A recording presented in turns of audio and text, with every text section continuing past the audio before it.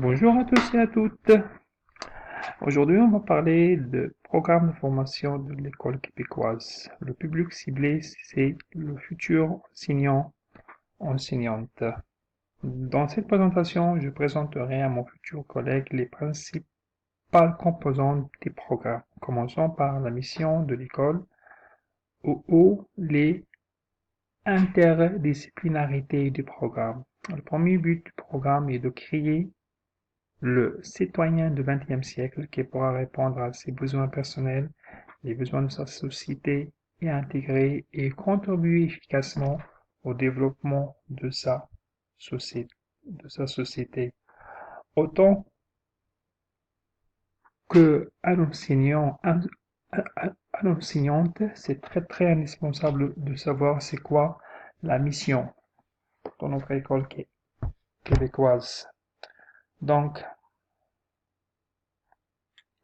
la mission, selon euh, le programme de formation des écoles québécoises, c'est triple mission. Donc, les écoles québécoises ont une triple mission. C'est instruire, socialiser et qualifier. Donc, instruire, c'est transmission de connaissances, développement intellectuel et maîtrise des savoirs. Socialiser, c'est, il considère les écoles comme un agent de cohésion sociale. Donc, euh, favorise le sentiment d'appartenance à la collectivité. Et qualifier, c'est faire réussir un parcours scolaire ou faire acquérir des compétences professionnelles permettant l'intégration à la société. Euh, et ici, c'est un schéma qui explique la demande et la finalité. Les visées du programme de formation de l'école québécoise sont trois, très indispensables de comprendre. Donc, la première, c'est la construction d'une vision du monde. Ça veut dire que notre élève doit comprendre un son milieu, soit culturel, soit professionnel et soit familial. La deuxième, c'est la structuration de l'identité. Donc, ça veut dire l'indépendance. Chaque élève doit avoir une personnalité indépendante. Et la troisième, c'est développement du pouvoir d'action. Ça veut dire, ça c'est la compétence. C'est savoir faire et savoir agir. Et ça, c'est très important pour mes chers futurs collègues de le comprendre. Maintenant, c'est la différence entre un programme par objectif et un programme par compétence. Ici, je veux parler de la différence fondamentale entre les deux. Donc, ici, sur diapositive, c'est clair. Hein, c'est quoi la différence entre les deux, hein, à partir de la logique. Et je veux ajouter euh, que approche par les objectifs pédagogiques, c'est basé sur euh, les études de behaviorism ou de behavioriste. Donc, c'est l'attention se focalise sur le produit de l'action et sur le couple d'évaluation-apprentissage. Ça veut dire l'apprentissage relève des conditionnements. L'apprenant associe un comportement à une situation, stimulus-réponse. Ça, c'est pour approche par l'objectif. Approche par compétence, c'est basé sur le constructivisme, ce qui est bien sûr adopté ici au Québec. C'est l'intention se focalise sur les processus mis en œuvre et sur leur organisation dans un contexte significatif pour l'apprenant. Et aussi, je vous ajoute ce que l'apprenant devient capable d'agir grâce aux connaissances qu'il s'approprie en savoir, grâce à des démarches personnelles, à la mobilisation de ressources qu'il transforme et qu'il réorganise. Maintenant, on va passer à domaines généraux de formation. Donc, il y a trois axes de développement: connaissance de soi, de son potentiel et de ses modes d'actualisation, appropriation de stratégies liées à projet, connaissance du monde, du travail, des rôles sociaux, des métiers et des professions. Ici, on voit il y a différents domaines: santé et bien-être, médias, environnement, etc.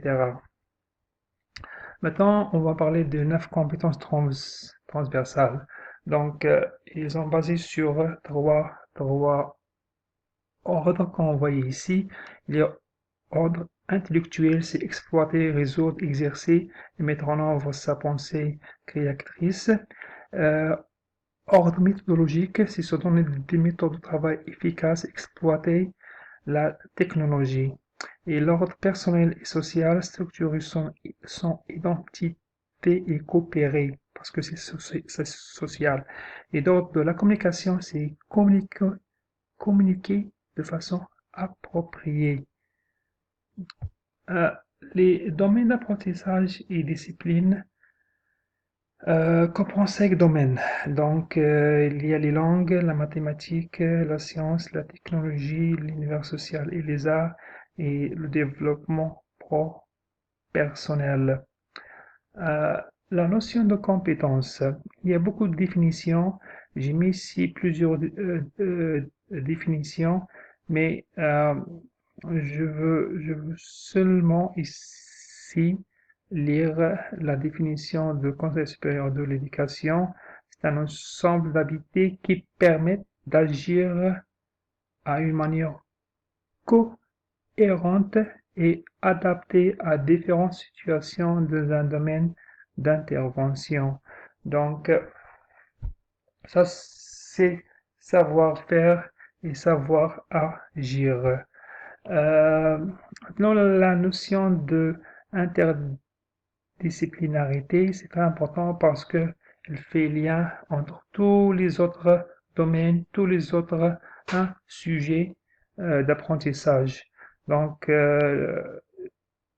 au niveau scientifique, scolaire et artistique, donc on voit ici savoir savant et savoir scolaire et savoir esthétique.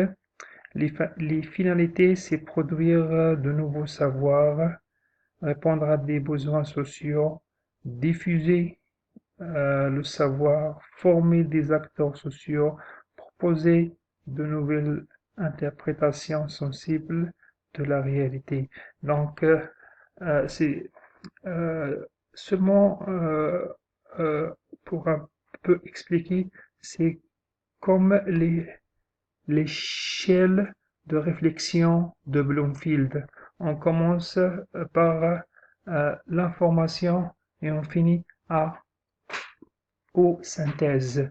Donc, la notion de interdisciplinarité, c'est très important pour accumuler toutes les savoirs nécessaires dans tous les domaines.